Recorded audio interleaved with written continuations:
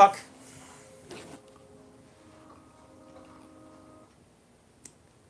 Yeah, I'm not gonna watch this.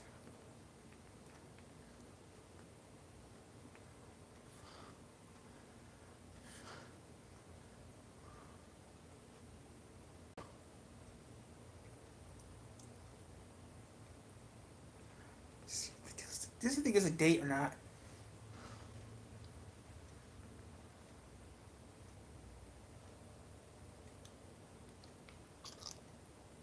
Bleach? I'm not watching Bleach. B-E. I'm watching anything but Bleach.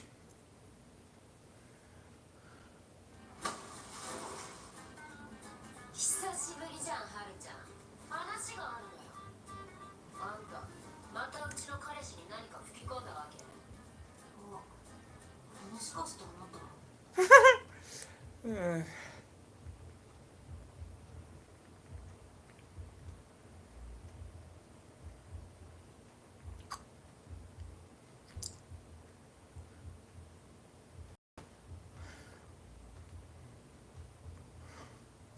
I want to make sure this world is a place where heart can live in peace. I want you to eat me.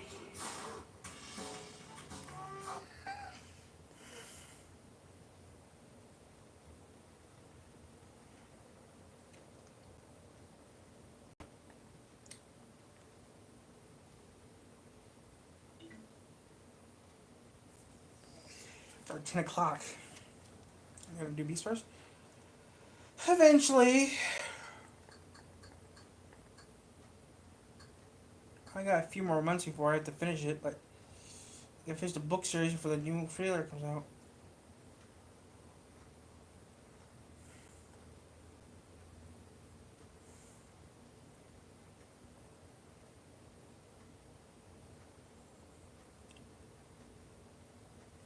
Marker?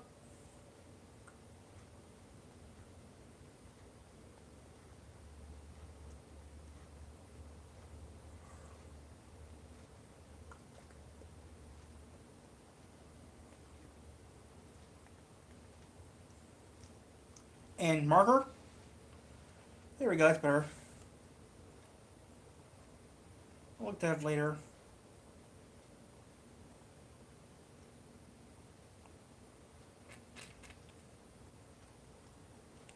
Yeah.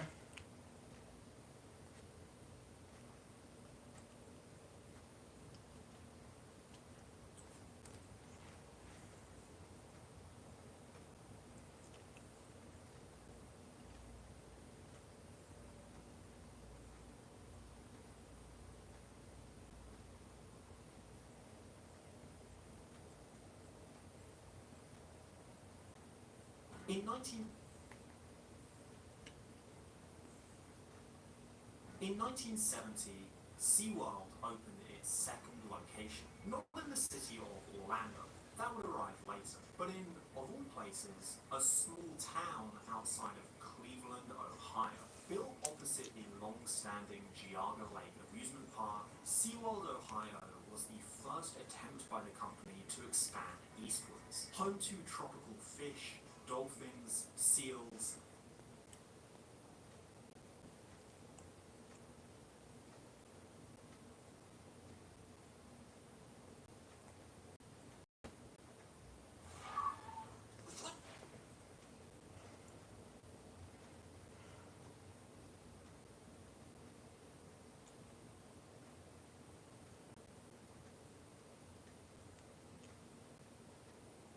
Look, I know we're all stuck at home watching movies. Look, I know we're all stuck at home watching movies right now. But if you're like me, you probably burned through all your favorite car movies in like the first week. Luckily, some of the coolest cars are in movies that you would never consider to be car movies at all. The Cadillac Eldorado from Fear and Loathing in Las Vegas, the Orange GTO from Dazed and Confused, Blade's Charger, every Evo that Jackie Chan ever drove. Did you know they made Jackie Chan an honorary director of a rally team? Did you know there's a Jackie Chan edition Evo 9? I bet you didn't. I did a bunch of research and polled the donut office to compile the best cars from non-car movies so you don't have to. And in today's video, we're going to go through some of our favorites. We're also going to figure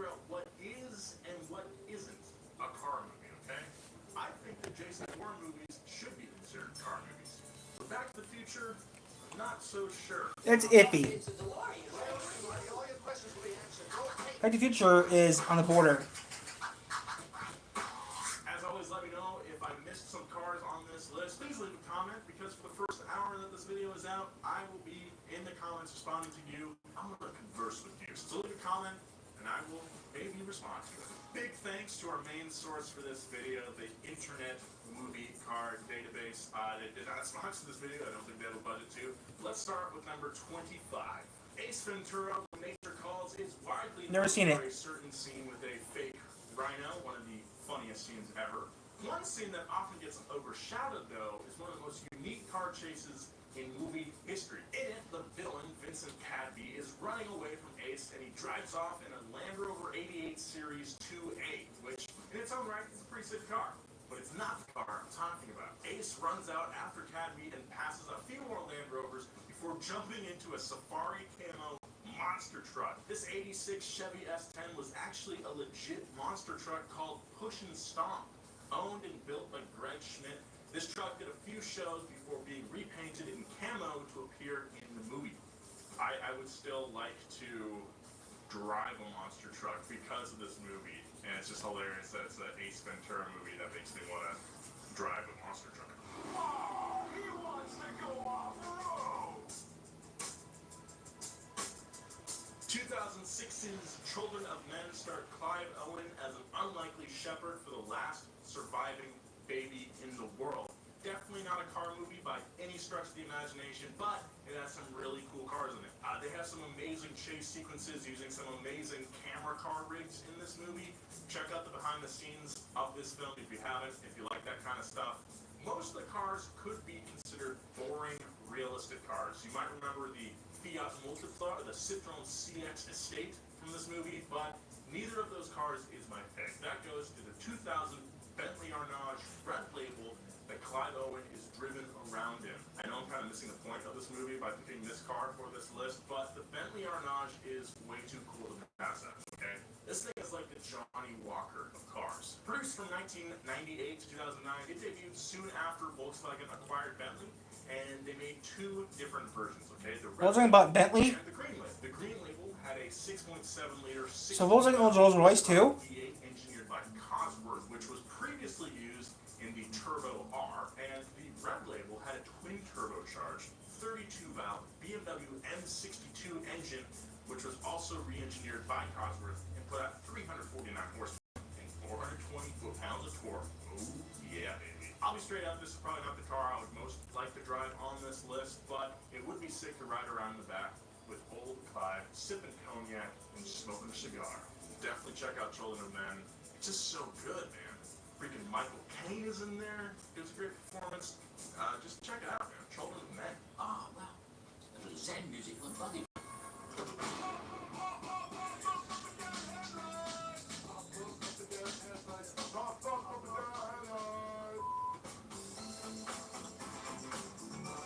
Next on the list is the Mustang convertible from Menace to Society. I love the Fox body, and the 5.0 badge is just so iconic. The best scene is the one where O-Dog jacks the dude's Dayton's in the drive-thru. Such a good scene. What the f*** you want from me? You know what the f*** I want? I want your motherfucking Dayton and your motherfucking stereo. And I'll take a double burger with cheese. It almost makes more sense just to trade the car, really.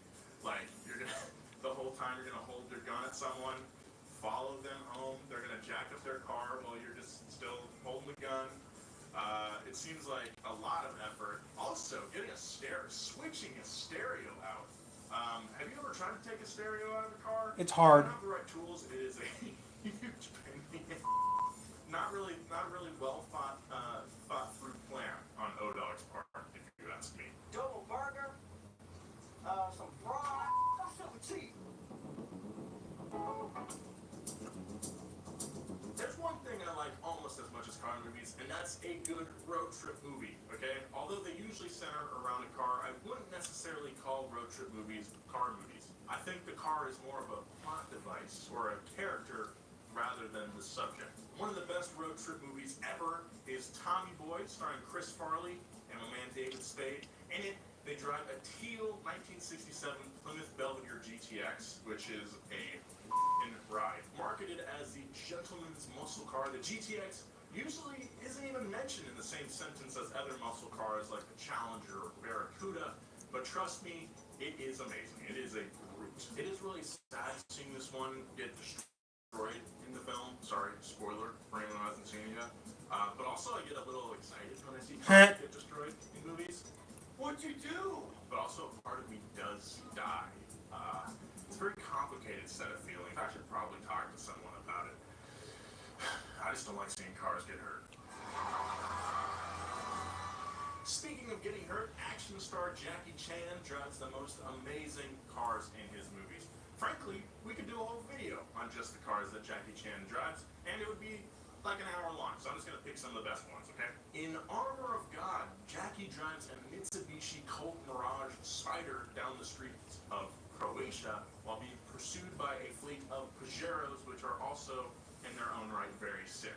There's not a lot of information on this little Spider that looks like it could be a very weird cousin of the Toyota MR2. It might have been a concept just made for the movie, but it also looks like a ton of fun to drive. In Armor of God 2, yes, they made a sequel, Operation Condor, Jackie gets his own Pajero Turbo, complete with a light bar, a freaking sick dirt bike strapped to the back, and then in Who Am I, he also drives a sick-ass Evo. Stereon, Evo 3, FTO, Cannonball Run 2, and even though these are without a doubt car movies, I feel the need to bring up Cannonball Run 2 and Thunderbolt, because Jackie drives a Mitsubishi Starion in Cannonball and a nacho cheese-colored Evo 3 in Thunderbolt.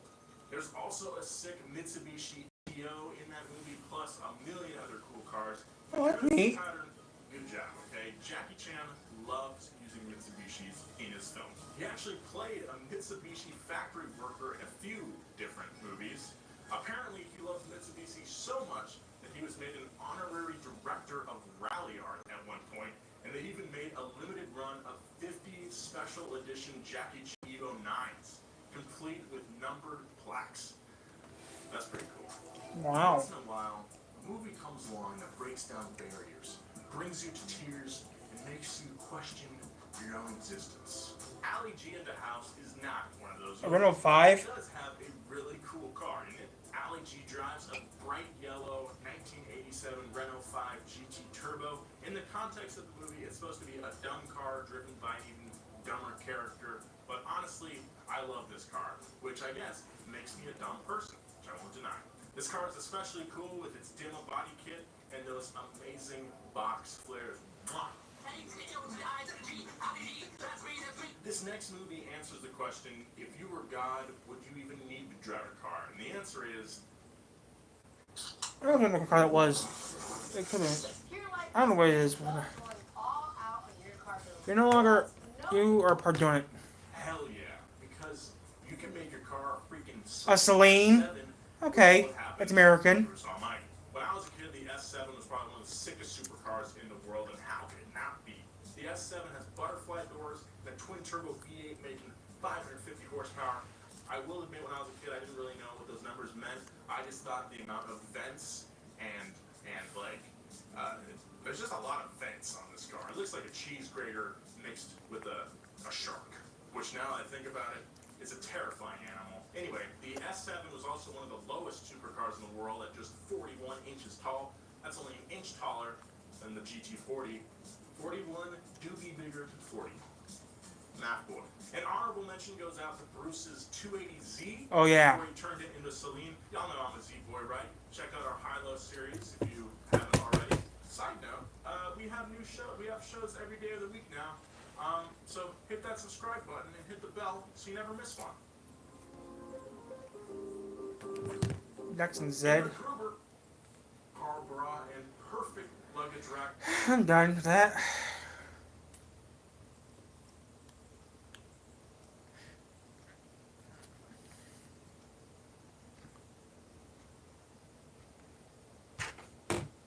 If you're clean and you know it, wiggle round. If you fucking fuck. Clean and you know it, boogie down. New Skin Essentials wipes are as gentle as they come. I hate kids. Use Yesterday, I learned the difference between a train and a boat. I wrote this song before that. Train on the floor. Do any of my viewers watch Family Guy? Well, There's I two. love Family Guy, and I also love trains. So today, let's go through some of the trains that appear in the show and try to figure out what real-life examples the animators were inspired by. Right, I love trains.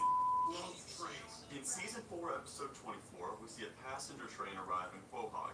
The engine is clearly inspired by Amtrak's P40 and P42 diesels, their flagship locomotive for the last few decades, with the consist looking like a generic passenger car design, probably inspired by either the Amfleet or Superliner cars. Another way you can tell this was definitely inspired by an Amtrak train is because no one is riding on it. Oh, we haven't had a paying customer in months. Nobody rides a train anymore. Sorry, I do. Anyway, speaking of Amtrak, in Season 14, Episode 18, Peter rides a mall train and starts listing off Amtrak derailments and crashes after he loses control of the ride. But Joe, Stewie's gone missing. In Season 15, Episode 6, Stewie is dangling from a bridge and almost gets run over by an upside-down train.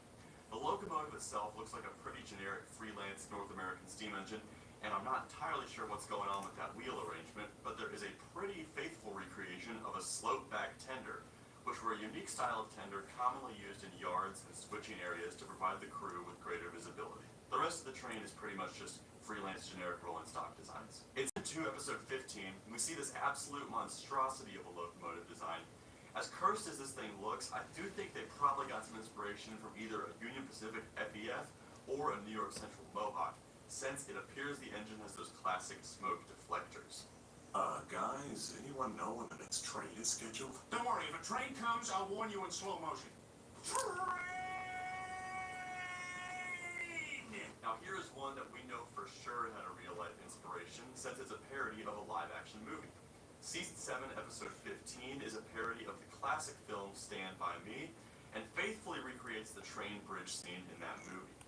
In the original, McCloud River Railroad 262 number 25 and 282 number 19 are both used. So I think it's fair to say that animators used these engines as examples. Fun fact, this specific episode of Family Guy also makes a brief appearance in the best train movie of all time. Unstoppable.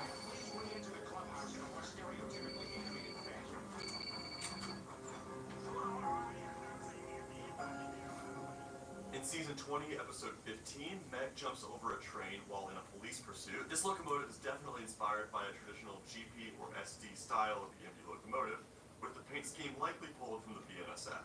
Even the marker lights on this engine are lit, so the engineer must have been a rail fan. Hey, so can I meet your wife? Now, she's playing with her trains. There's tension in our relationship, but I can't say why. Why? I can't say.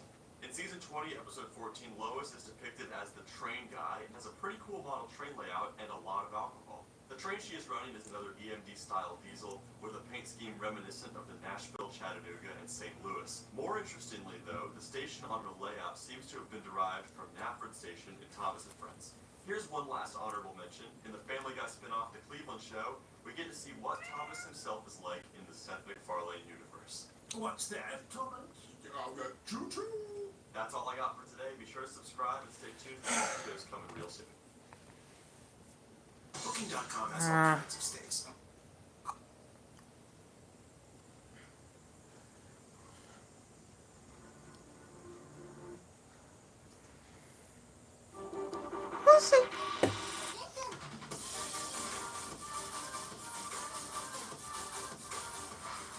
So yeah, this is a perfect undercover little gig here to be able to carry out. Oh, that's what we should do. That's what we're doing. We're playing Hitman.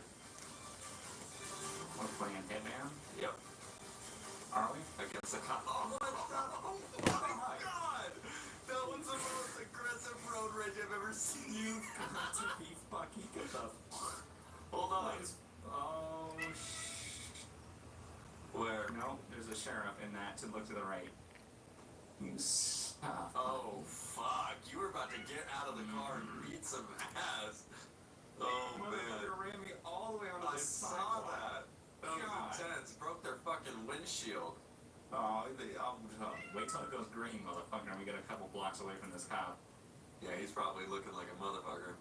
I'm gonna kill the fuck out of this dude. I know, I'm gonna try to follow you. God damn it, already turned red. Son of a bitch. Clearly they didn't see that though, so you got away with that. Yeah. Oh, Yeah, it's CHP over here. behind you. Waiting for a Alright, damn green. What do I want to kill this guy with?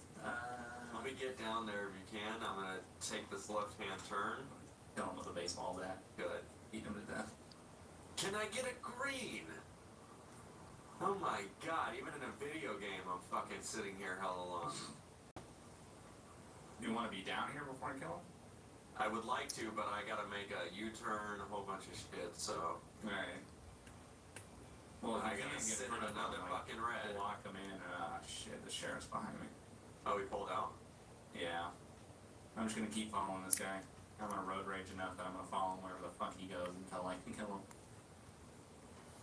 Okay, I just did a nice little U-turn. Running me off the road. Piece of shit. I see you. Oh, I'm driving like a fucking jackass right now. Well, careful, there's a sheriff in Yeah. Thankfully, I think he was looking forward. I'm gonna try to get over to you. I'm like on that road you were just turning right on. Okay. Okay, we made a left. Going northbound Prosperity. Okay, I am on So right right next to the right train now. station. We're gonna be on San Andreas Ave, going east, literally in front of the police station. In the front of it or in the back? The front. So you took a left then to go up there. Yeah. Okay, I'm going up there right now, just Now waiting we're for sitting the in the light. intersection on San Andreas and Rockford. Gonna make Okay. a left going north Rockford. So you took a okay. Fuck, come on. The sheriff officer is driving every road like I'm taking. Oh, he's behind this is- you? No, he's in front of me.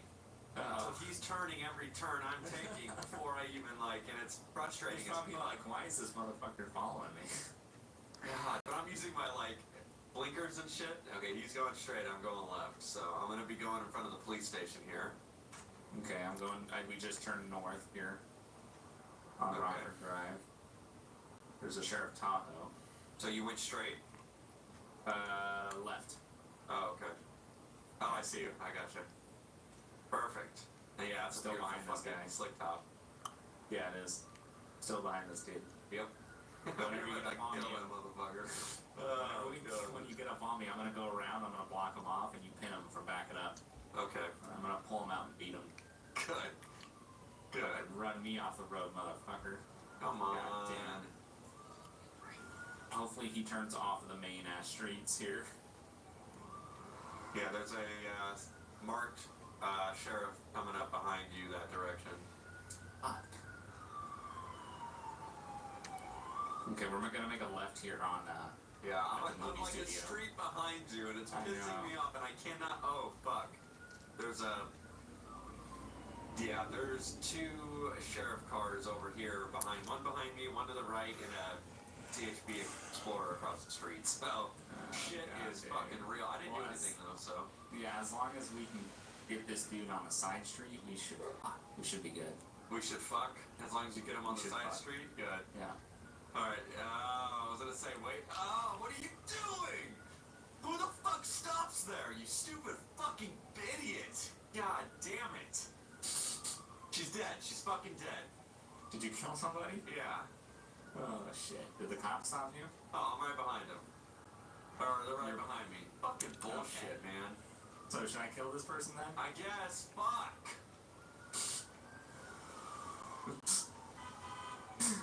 Ooh, I just want to kill this guy. What did I do in this situation? This is so stupid. Fucking. He slams on the fucking brakes for no reason. It's a fucking bitch. Fucking Pull out from idiot. me. Fucking, what's wrong with you? What the fuck? Come on, I don't got time for this fucking shit, guys. Learn to fucking drive.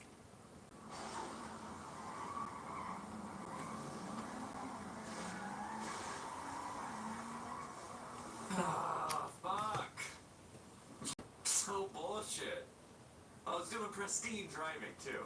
A fucking shitty. And somebody just fuck. slams on the brakes or something? Yeah, and then fucking I smack in the back end her, she's dead. And then I now have 280 fucking BCSO units, and then I'm sure that CHP is behind that car I Have hit. they let you up yet? Yeah, in a parking garage. Oh, okay. For no reason, so. Oh, you're in the parking garage? Well, yeah, because I stopped in the middle. I was trying to catch up to you, and I was driving as perfect as possible. The stupid bitch fucking slammed on her brake. Alright, good evening, sir. How are you doing? I'm doing fine. What's up? That lady slammed on the brakes for no reason. I had no control over what the hell she was doing. Alright, sir. Well, it might be a problem that you're wearing a gas mask and you might not be able to see everything very well. No, I'm required by my company to wear it in here because of all the chemicals, or else I could die while driving this vehicle. Alright.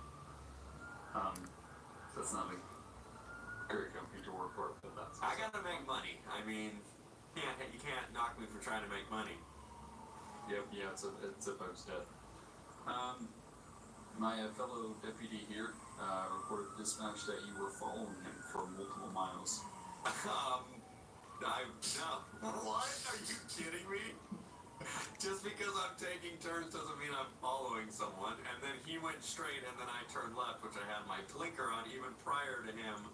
Whatever. So no, just because I'm driving doesn't mean I'm following someone. Yeah, I'm not, I didn't say you were following me extensively. It was just for about a mile or so. And I started to get worried, something was going to happen or something like that. It's just safety precautions. Yeah, well, I mean, I was headed down. when you drive on the road, you got to be prepared for people to take the same turns as you. Yeah, well, I get what you're saying, but there's sometimes we had a turn signal on, because I was looking behind me because you were following me for quite a bit. And then I made a turn and you made the same turn as me. And Well, you keep using the term following you, but I was driving, so. In your mind, you thought I was following you, but in my mind, I'm driving too. And actually, I was trying to catch up with the other car that's on call right now because we're heading to a call, but we could not seem to get next to each other. So, and you just happened to make and you just had, believe me, if you would have been behind me, you would have been following me, quote unquote. I get the terminology used there. More than likely not, sir. But, Adam, if you want to go ahead and continue. Yeah. So, sir, if you say you were meeting up with your coworker, I assume? Yeah, trying to. And you guys have to drive the exact same route behind each other to go to wherever you're going? No, we don't have to, but I can choose to drive with someone if I want to. Especially if we're going to the same location and we have the same equipment and he can't start without me and I can't start without him. So yes, we were contracted to do this job together, so I don't see why that would even matter in the first place. It doesn't. Okay. I'm just wondering. Glad you're wondering. Okay. So what happened here, you slammed into the female's vehicle, I saw? Yeah, after the green, there was no obstructions in front of her, but for some reason she just slammed on the brakes, so I'm not sure what she was doing.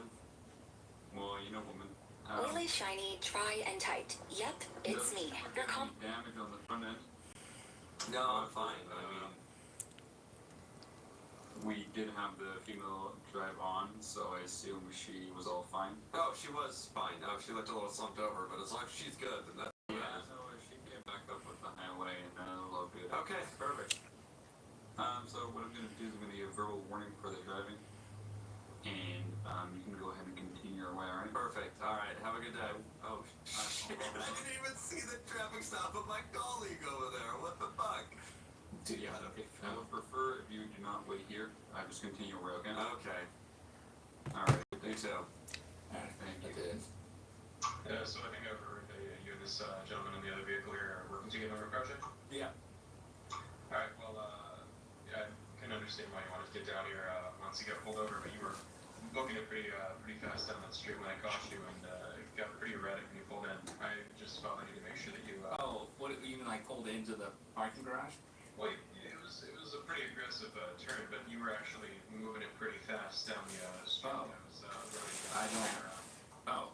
I don't. So, listen, you're not in trouble. I followed you here because I figured you're part of the same thing. Just wanted to make sure that my officers were safe because we're just looking after each other, okay? Just like you were looking after him. Yeah, I just wanted to get over here because I figured he called me that he got pulled over, so we've been trying to meet up so we can go to this job, and yeah. Yeah. Just listen, just take it easy on the roads. I'm sure you guys will be able to get this job done in record time anyway. All right? Alright, thank you. Yeah, no problem.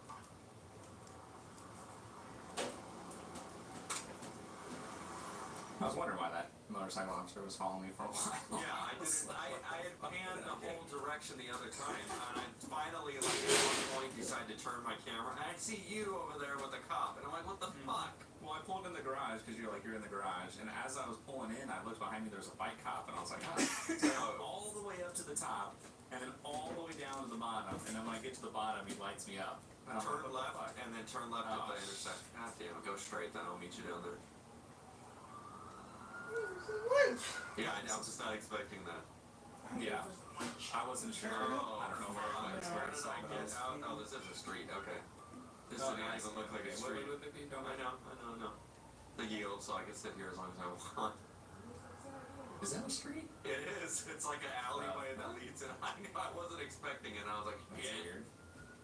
Go. Alright, finally. Alright. I like how fucking following him. Come on. What the fuck? Making It's turns. just like real cops. Yeah, it is. It is. It's fucking spinning at me. We've heard the same thing from real cops. Yep. Can't make a few turns, and next thing you know, you're following someone. Why's your buddy following me?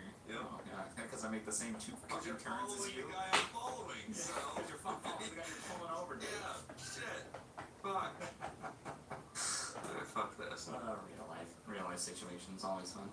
Yeah, and it's even scarier when it depicts itself in real life When than it gets fucking video recreated in games. GTA, yeah, you're like, what the fuck? We're gonna get that one cop that's posted up. Why? Oh my god, that taco truck did some retarded shit right there. Fucking taco truck. I think we're good to go still. I'm not sure.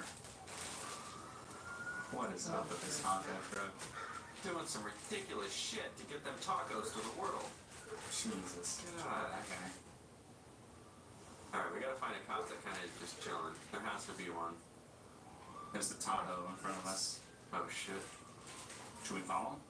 Yeah, I mean, there's about 3 cops to the right there. It may be. Wait.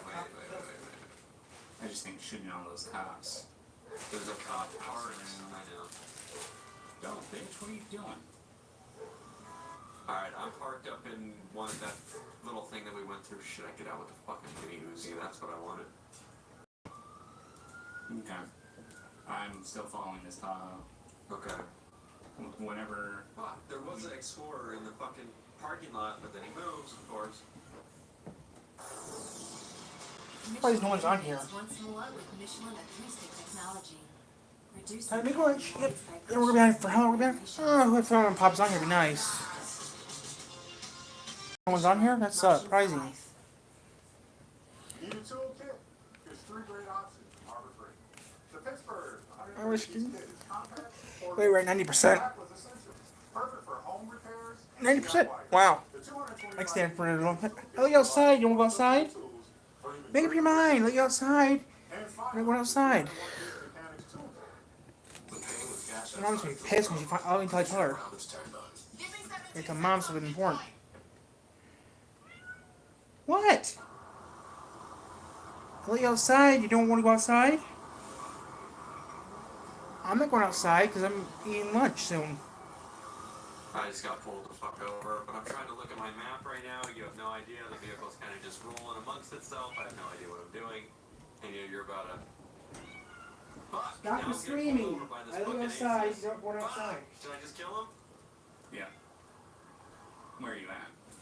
Police station. Okay. Screaming. You got food. You got treats. Did you just get out and shoot him in Yep. the face? Cool. Now they're gonna look for a bug start. I know. You didn't even get anything out before he fucking got hurt. There's no reason in that. Please There you go. Fuck. What? Whistle? You went outside. You go outside. You probably didn't even hear any gunshots, and the next thing you know, it's just dead. It's like, what the fuck? What is your Shit, problem, I'm Whistle? I'm at where it happened. Hey, Really? Yeah. You just see his cop car pulled into the Yeah. apartment thing right there. Like right next to the police station. Yeah. Yep. And there's cops here. Oh, they're coming. No, they're on scene. I'm parked up with a burger shot up here. Oh, here comes the fucking Tahoe.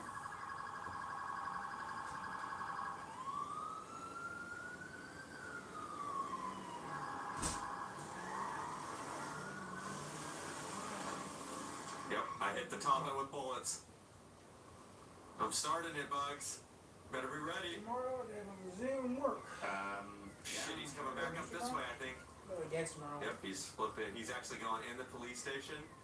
Where are you at from where I am? Across the street from the burger shop. Oh, okay. With your truck still? With your van? Mm-hmm. I was seeing if they had a bolo on the Bugstar. I don't think they do.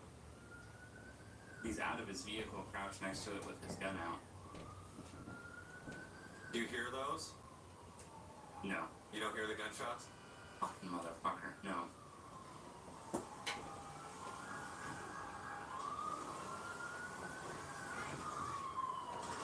Oh, I think he's returning gunshots at me.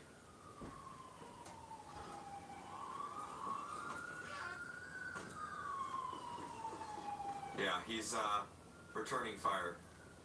So they definitely know where it's coming from.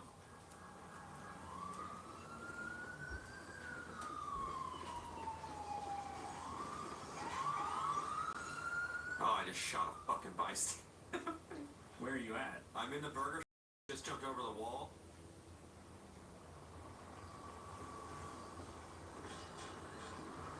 Oh shit. Yeah, they know where I'm at, dude. I could take an officer out right now. Yeah, do it. They know where the fuck I'm at.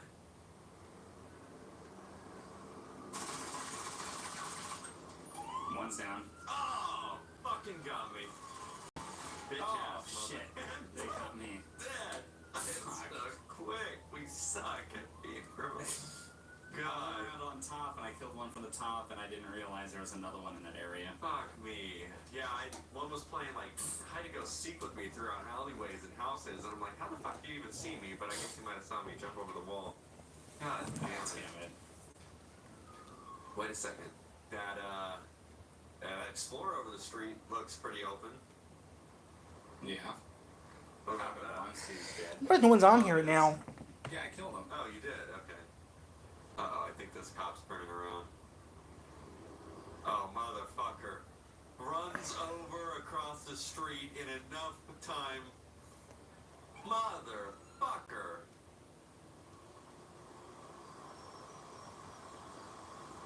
You're just gonna stand there. That's great. He's gonna try to do some 50-point turn. Jesus Christ. He knew though, he knew. He knew what we were doing. That's fucking classic. Fuck. Oh look, is that a highway patrol utility parked right there? Yes! I think there's someone in it though. Is there? Oh yeah, that has an officer in it. If he gets out though, that's a perfect time. Steal us a CHP car right in front of the fucking police station, which is the stupidest thing ever to do, but yep, no more cop cars in this area. There is still the sheriff utility parked in here. In the back? You're gonna walk in the fucking private parking area, the no trespassing? Oh, that one right there? Mm-hmm. I see that. Let me check the back parking lot for you. Back parking lot's clear. Oh, no, you got a Alameda County Charger unit that is... I don't know. Yeah, he's coming up. Coming up. Oh shit! Shit! You do. Double shit. Hey, he's pulling out. You better... You son of a bitch. If he pulls out and doesn't look back, then don't even move. Just don't even move. Oh, man. Jesus. There's a Explorer at the light. Let me just check the back parking lot again. Back is clear. Making me some lunch. I'm gonna jump down. Yep. Hung stand for a while. It just fell. Like dead weight fell. Oh no. Oh shit. How is that even possible? Run! Take the fucking cop car and run! Oh, it has a busted out tire. And the handling is so fucked. What is happening? No lights right now. Let's just keep it and act like we don't know how to fucking do anything. Oh, I meant, police lights, not headlights, I know. God damn it. But how? Where the fuck was he? That's what I want to know. Where the fuck Came out was of he? fucking nowhere, dude. I mean, I guess. What are you doing? Shit, I thought this was the one that you could go through. God damn it. Oh, He's fuck. a dit. This car is so fucking It's fast. fucking like a. What is that? Super light? Yeah, it is. This thing sounds horrible ridiculous too. fast. Oh, I know. Oh shit.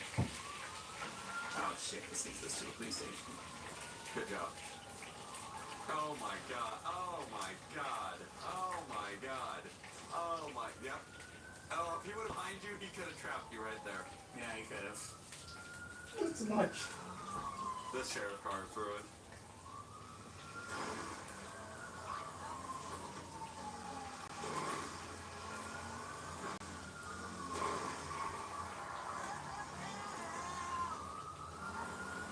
This is fucked. What are you doing?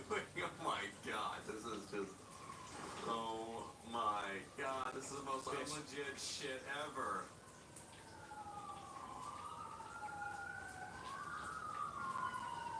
Fuck. Fuck. Run. Fuck. Oh, you just running and saying fuck. This is how. I don't think they know. No, you don't want to use the jump, do you? There's a police car over here. I saw it sitting on the side of the road. When you're No gonna one's steal in it. him? Yeah. Oh, fuck! I'm fucked. I'm fucked right now. Oh, shit! There's some moving. Hands up. Yeah, my hands are up. What's going on? Here, get on the ground right now. What's going on? On the ground. I didn't do anything, but my hands are up. There you go. Alright, moving in.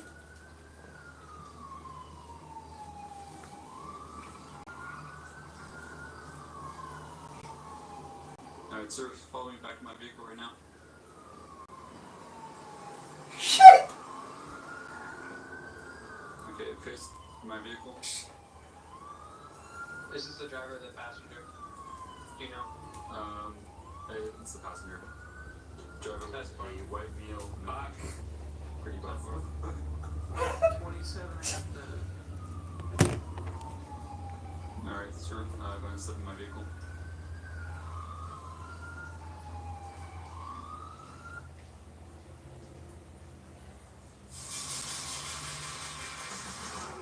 Each of us had picked what we thought was the toughest truck.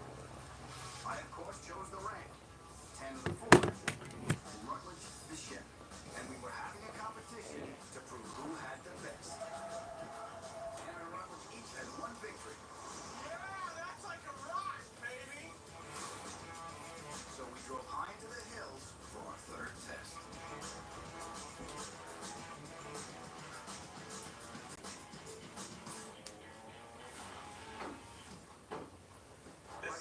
This is it. Yeah. Look at this. This is a perfect thing to test a truck's off-road prowess. This is a runaway truck ramp used to stop 80,000-pound plus trucks. Right. Coming down this huge hill.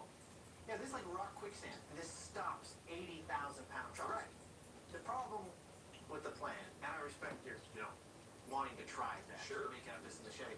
You got independent front suspension, Yeah. which awesome on the road. Fantastic. Yeah, great. Terrible for off-road. Oh. Yeah. Oh, you're. Yeah. Oh, I'm Mr. Straight Axle. Hi, y'all. Oh, I'm gonna make the talk. I got straight axle. Oh. Y'all watch this. IFS and all. I'm going to the top. After Tanner's gratuitous burnout, he had little tread left on his tires, so he was at a disadvantage. All I had to do was make it to the top. All right, Silverado, it's you and me. I know you can do this. Let's build a little boost, and let's take off. Oh, there it is. Yeah, hi-ho, Silverado away! Oh, hello! Yeah! Look at that! Dig it! Hey, well, we don't work here. That's the runaway truck thing. Right. You feel like you have a problem with this? Not at all.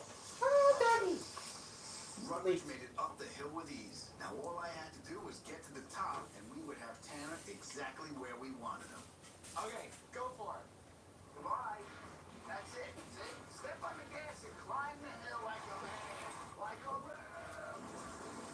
Launch his gun.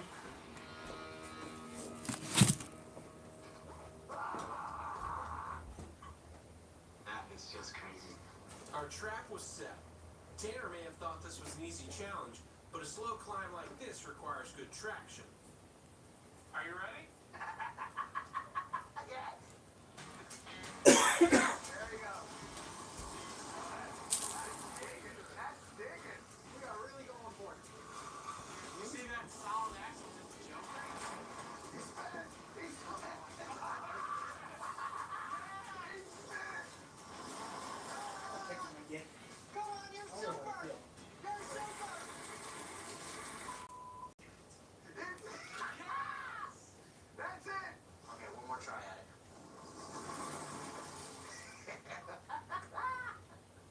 Just a second! No way! Give it up! Let it go. Use your superpowers! Digging. Oh. Is that thing buried in the axle? Yeah. Hey, look at these half of tires in there. Ah, lunchtime. I need one thing for lunch. Here's the thing. There's no thing. Here's the thing. It's the tread.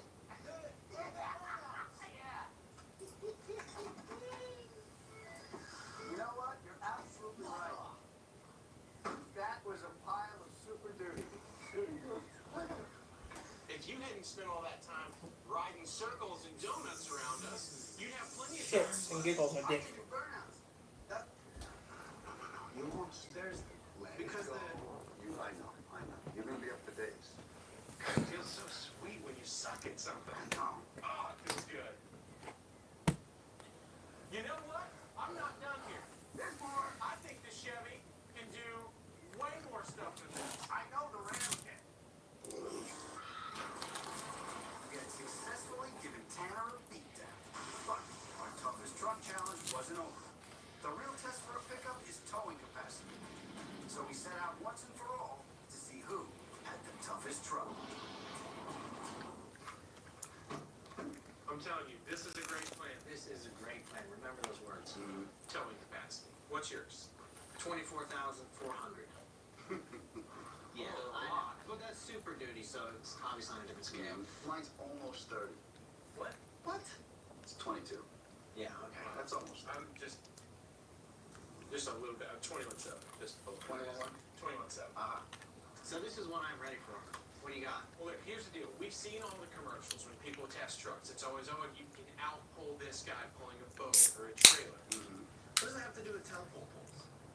Well, I just saw it, and I thought that'd be a cool thing to pull down. I respect the destructive nature in you. Well, Let's let it happen. okay. In many famous man's words, watch. Does he know they're all hooked together? This telephone pole stands at about 4 stories high, and it's dug 20 feet into the ground.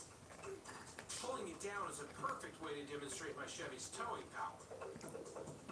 This is a great idea. Yes. He's gonna electrocute all of us. No. I'll be up there. Keep your feet off the ground. Man. This is the stuff you dream about when you're a kid right here. Oh, I wonder if you can pull a telephone pole down with a truck. I really like the idea, but it is one of the dumber ideas Yeah. we've had on this show. Pretty cool. 4-wheel drive.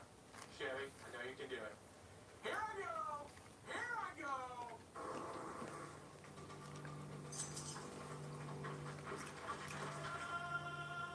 Yeah, get angry at it, run the bar, let's go!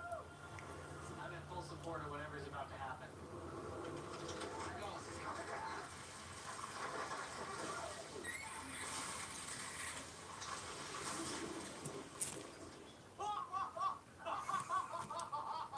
We got 2. Did you see that? That was beautifully stupid. I just ripped the telephone pole down! Chevy! But to be fair, that's not really towing, it's pulling. I don't think that was all that impressive. Really, and you were hooked up to the top. They look like they're gonna fall over on their own. I tried to That's get true. 1 and I got 2! It sounded rotten. The wood did. Why don't you show me something cooler? I think I saw something. Let's go. You did awesome. You did awesome, Chevy. Twofold. Somebody's gonna have to clean all this up, you know. Rutledge's first annual telephone pole pull-down was entertaining, but it wasn't the best way to show off a truck's towing capacity. To show them my Ford was the toughest truck, I found the Hello? heaviest thing around. I don't think pulling down a couple toothpicks really shows what a truck can do. I agree with you, but this? Yeah, this shows what a truck can do. There's no way you're gonna be able First to of all, pull this you have an engine and a coal car. All right? You know how much that weighs? There's 140 tons back there. 280,000 pounds of steel and iron. And what's your tow capacity? Just shy of that. Okay, it's not load rated for what we're about to do, but I just want to prove to you why Ford is the ultimate truck. This is what made in America means, my friends. Step back. Let me get a good vantage point here.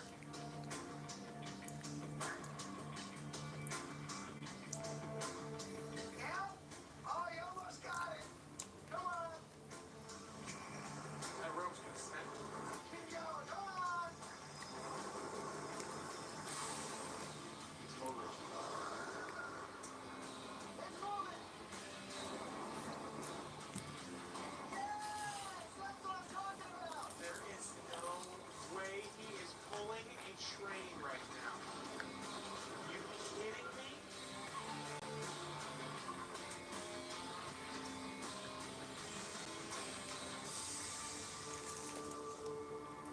Yes!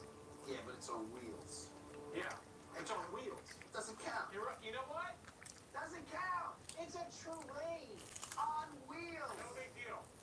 Not impressive at all. I'll show you something impressive. Watch the ram. Follow me, Thomas. What? That's funny. That's about Thomas the Tank Engine.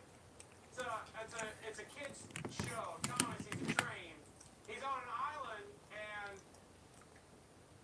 180,000-pound train. On wheels. cables are still. I mean, it was a functioning telephone pole. Such a bad idea. We're gonna pull down a house.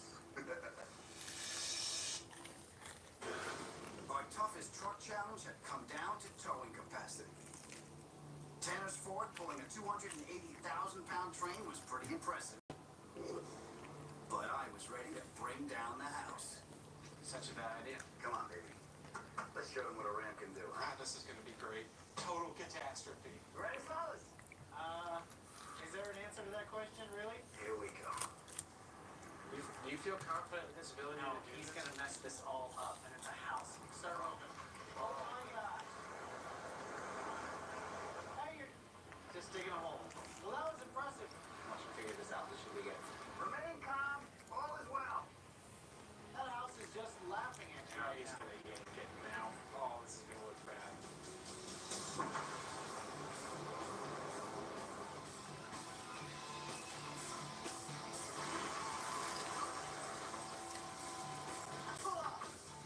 Almost there. Wrong wasn't built today, fellas. Go big or go home. Oh, don't say that. Don't say that to him.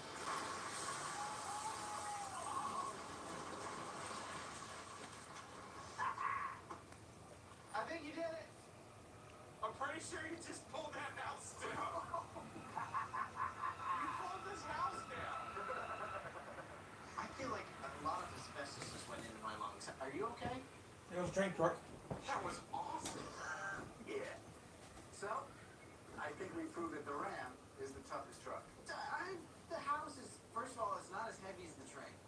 This thing was falling in on itself. Those telephone poles were in the Those ground. telephone poles were put up during the Eisenhower administration. When you see Maybe they were still in there. but they were rotten anyway. And the train, a good wind could have blown that train. It was on wheels and on the track. This was a house. Gentlemen, I pulled down a house. It's pretty impressive.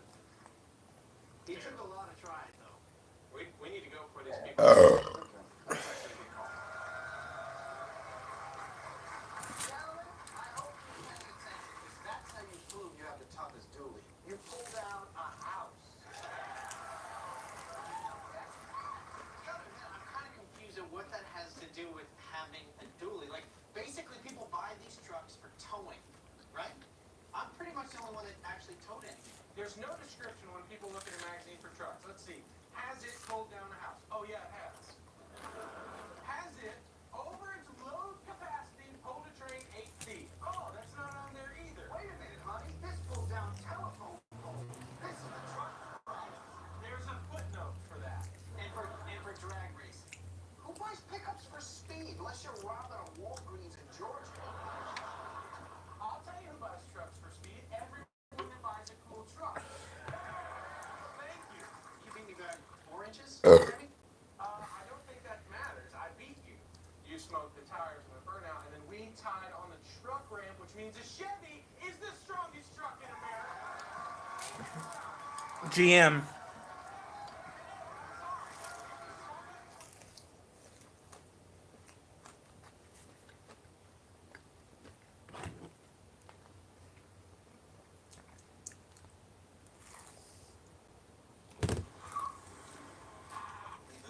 I drive. You help people customize and save with Liberty Mutual.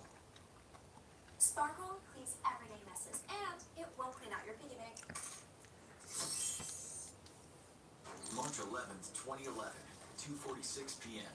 The surface of the Earth shifts as the Pacific Plate slides under the North American Plate at a subduction zone 81 miles or approximately 130 kilometers east of Sendai, Japan. This region of the planet is part of the Ring of Fire, a hotbed for geologic activities such as earthquakes and volcanoes. This particular earthquake will lead to tsunami, with waves as high as 130 feet or 40 meters, and one of the worst nuclear disasters in history. The massive wave travels at speeds of up to 500 miles or 800 kilometers per hour toward Japan. Within 30 minutes, the initial wave slams into the coast. 1,242 miles or around 2,000 kilometers of the Japanese shoreline is obliterated in a matter of minutes. The magnitude of the earthquake is initially measured at 8.9 on the Richter scale, but will later be revised to 9.0. It's the 5th largest earthquake to occur since scientists started recording the magnitude of the natural phenomena over a century ago. March 11th, 2011, 3:27 p.m. The tsunami wave has penetrated miles across the Japanese island. The Fukushima Daiichi nuclear power plant is flooded by seawater. Entire towns and villages are wiped out as the onslaught of water begins rushing back into the ocean. The proximity of the earthquake to the eastern coast of Japan means that there was very little time for residents to seek shelter or brace for the impact. The tsunami and the resultant flooding causes serious damage to the nuclear power plant owned by the Tokyo Electric Power Company. The 6 nuclear reactors at the facility have been generating energy since 1979. At the time the tsunami hit, 3 of the reactors were already shut down for routine inspection. However, the reactors that still remain operational are under immediate threat of melting down due to the devastation caused by the tsunami. The reactors are designed to shut down automatically in the event of an earthquake, while backup diesel generators continuously pump water into the system to keep the fuel rods cool. Unfortunately, these diesel generators are severely damaged by the power of the tsunami and the ensuing flood. The generators fail. Without fresh water being pumped into the reactors, they begin to heat up. It's only a matter of time before Fukushima goes critical, only adding more chaos to the mayhem caused by the tsunami. The engineers at the facility know that they need to get the generators back online fast. Otherwise, the power plant and the surrounding area could be doused with radiation. March 11th, 8:15 p.m. The Japanese government is reeling. Search and rescue efforts are launched all along the eastern coast of the islands. Thousands of people are dead. Thousands more are missing. The extent of the damage caused by the tsunami is not yet clear, and the death toll is only going to rise. But as the government scrambles to save its citizens, they are faced with a new problem. Officials have recently been informed of the problems arising at the Fukushima Daiichi power plant. They released a statement declaring a separate state of emergency in the Fukushima prefecture. This will be the first warning to the general public that the second deadly crisis is now arising. 45 minutes after the announcement, an evacuation order is issued for anyone living within 2 miles or approximately 3 kilometers of the power plant. As the people around Fukushima try to recover from the devastation of the tsunami, authorities are now telling them that all their pain and loss might be compounded by a nuclear meltdown. Many began packing their most prized possessions and make plans to leave the area. However, thousands of people don't have this option. They'll need to be placed in emergency shelters or decide to ride out the nuclear storm in their own houses. March 12th, 2:06 a.m. Warning lights go off in the control room at the Fukushima power plant. Radiation levels in reactor number 1 are rising. It's clear that the lack of fresh water being pumped through the system is becoming a serious problem. Engineers have also identified a small radiation leak in one of the reactors caused by the tsunami. The power plant is severely understaffed due to everything that's going on. It's not clear what the extent of the damage is yet, or if the workers on hand will be able to contain any further leaks and prevent a meltdown.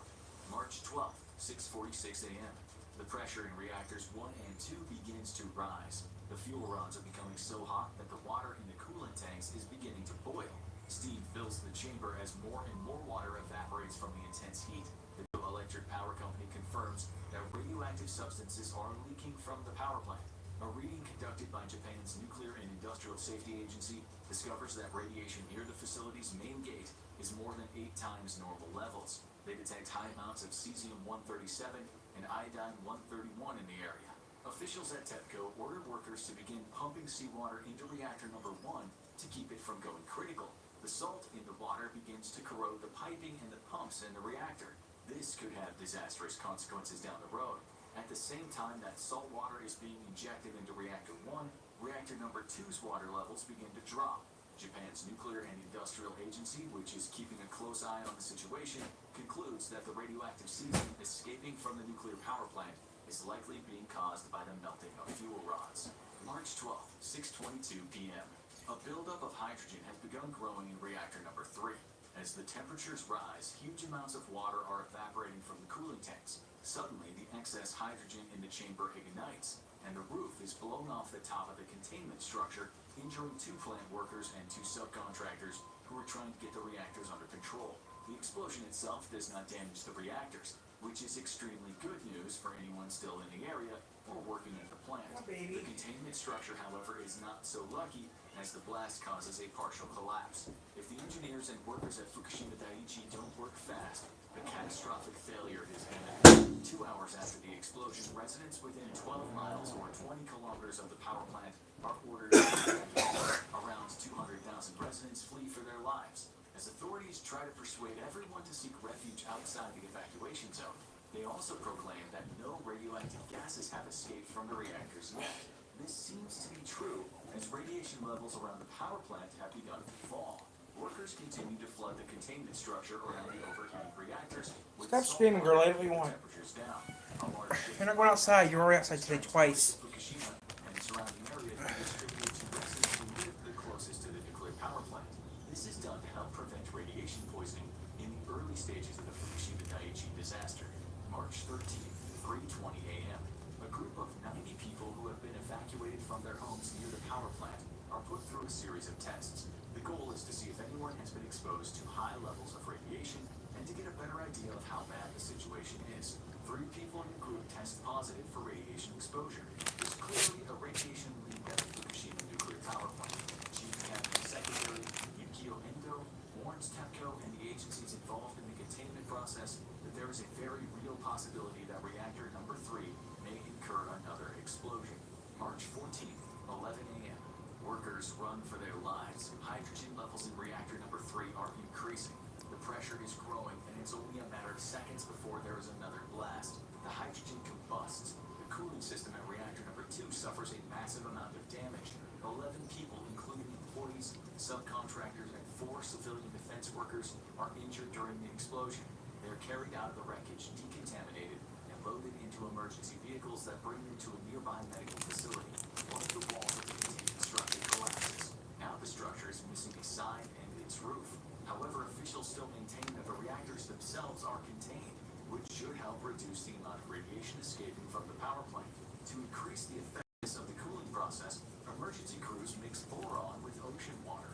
Boron is highly effective at absorbing neutrons, which as a result slows the nuclear chain reactions happening in the core. Even though authorities still claim that the radiation is contained at Fukushima, they recommend anyone who did not leave during the first evacuation should remain indoors until further notice. As a result of the explosion and the cooling pumps left unattended, approximately 8.9 feet or 2.7 meters of the control rods in reactor number 2 are above water. Radioactive steam begins to build up in the structure. March 15th, 6 a.m. There is a detonation in reactor number 2. The intense heat from the exposed fuel rod caused the hydrogen in the containment structure to detonate. This damages the suppression pool, which leads to more control rods being exposed. As a result of the third explosion in 4 days at the Fukushima Daiichi power plant, the U.S. Navy decides to reposition its ships and planes in the area. They've already begun to detect low levels of airborne radioactivity, and it seems like the situation is only going to get worse. 3 sailors aboard the USS Ronald Reagan test.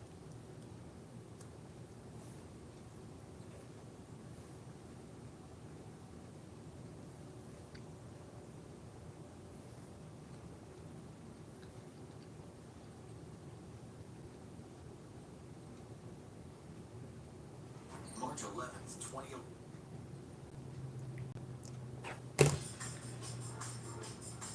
Let's get one thing straight. It's not a cheeseburger. Never watched. Never seen that one.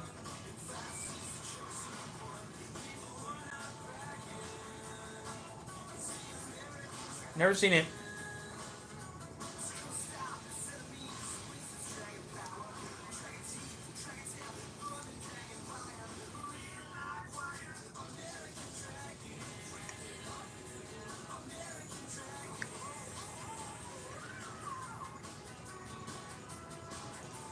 My computer was smaller.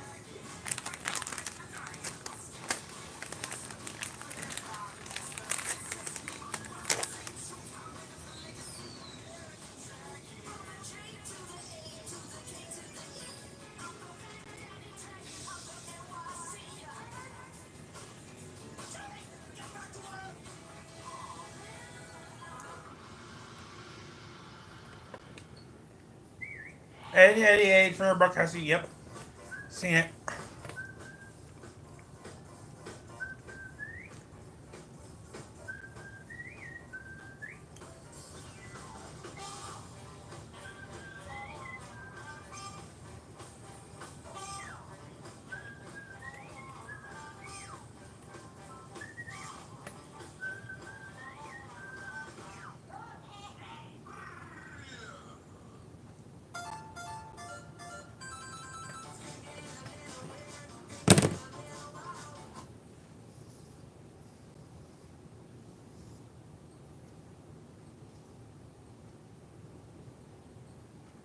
I uploaded a video not too long ago looking at some of the trains that appeared in Family Guy and discussing what real-life prototypes they might be based on.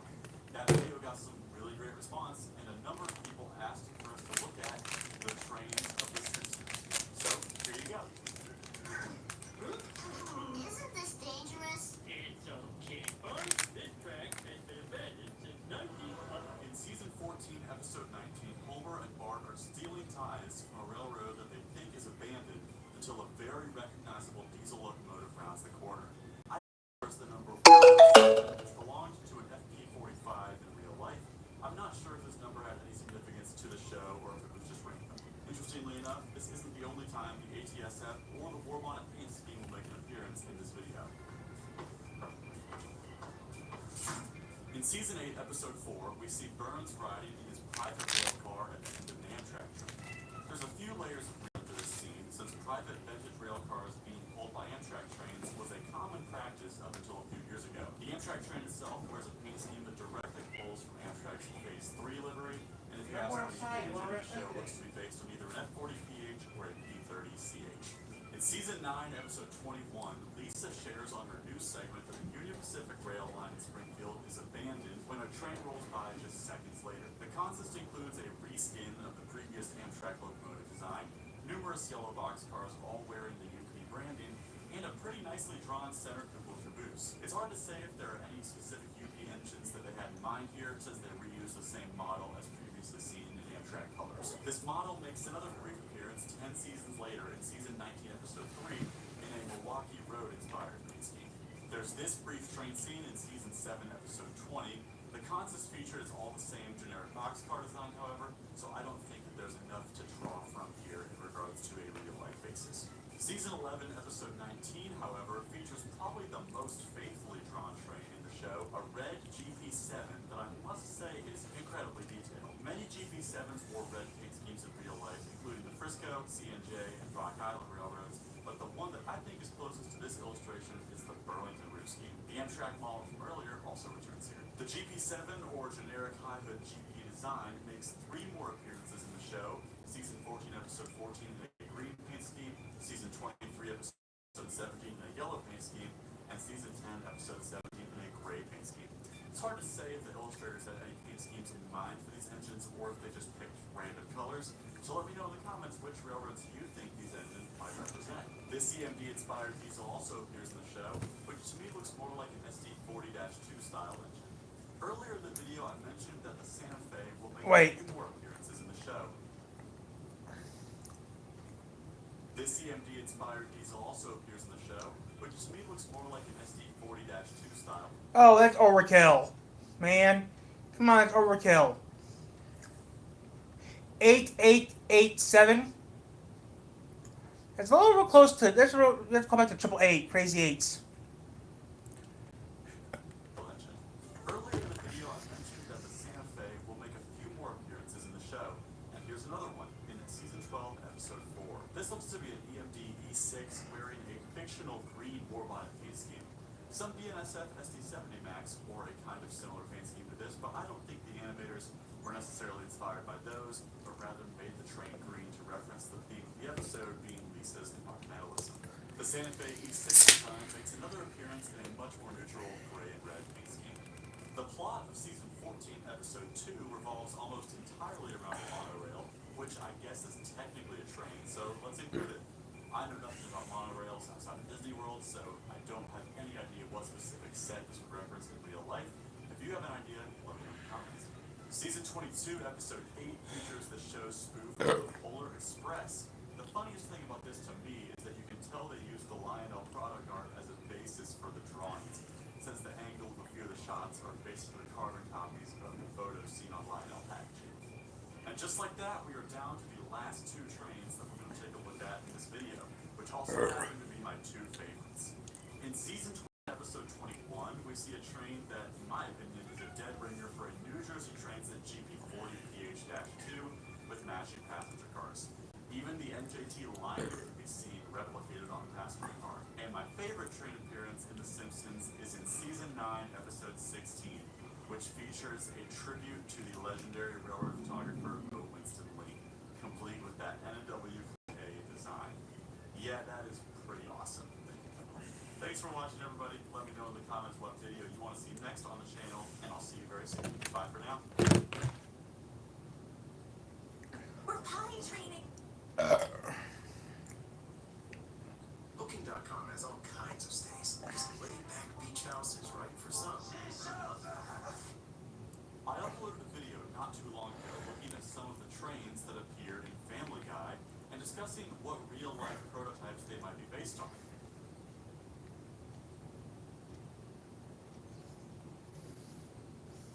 Railroad photographer Winston Lee, complete with that NW Class A design.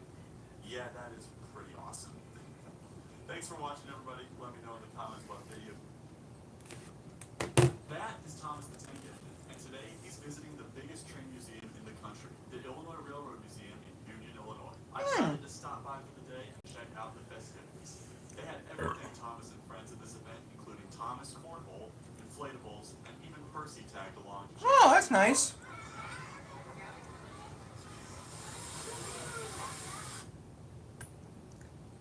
Oh, that's an hour ago. So I can what this weekend, yeah.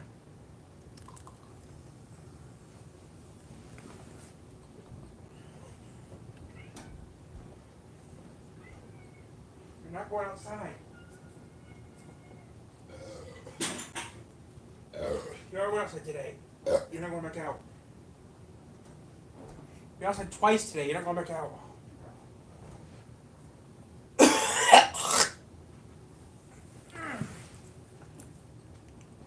Okay, after this I have to... Oh, okay.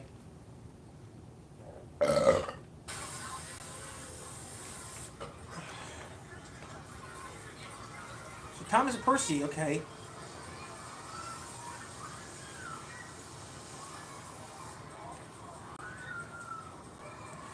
Wait, Thomas was scrapped in the 1950s.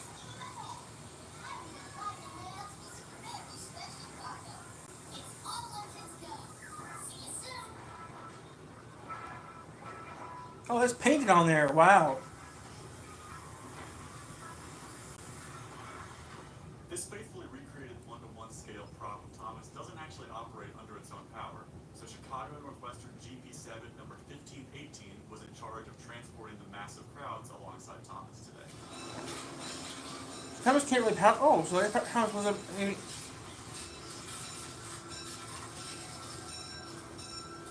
Oh, Thomas was actually even working. There were also 2 vintage streetcars transporting visitors around the museum. Oh, that's neat.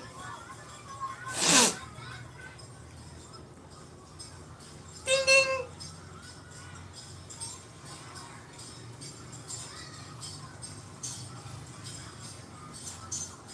Oh, that's pretty cool to see. Oh, that's neat. The old-fashioned stop sign. So this is in Union, Illinois.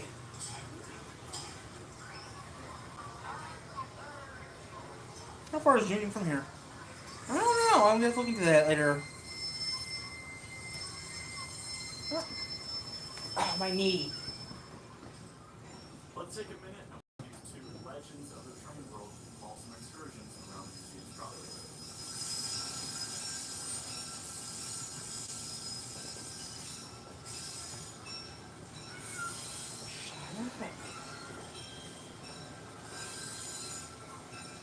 Union, Illinois.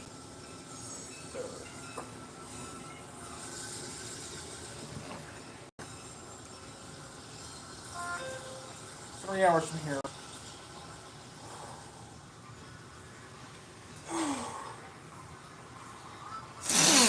Three hours from here is Union, Illinois, so that's not bad.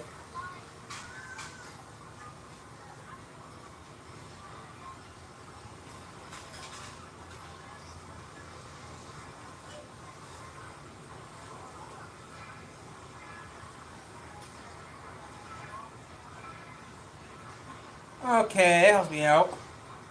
It's just between Rockford and Chicago. Okay.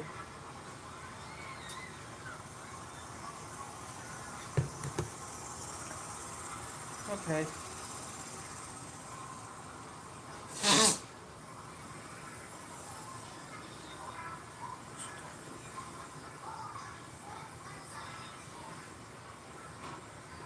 Thomas wasn't really working.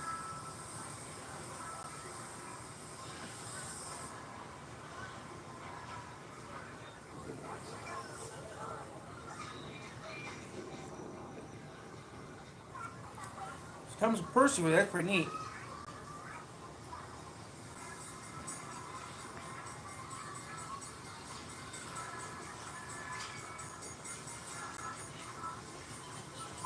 So this is hollow.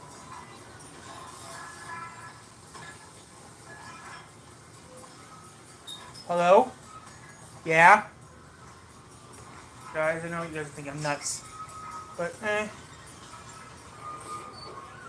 That's pretty neat, though, to see that. You don't see it anymore.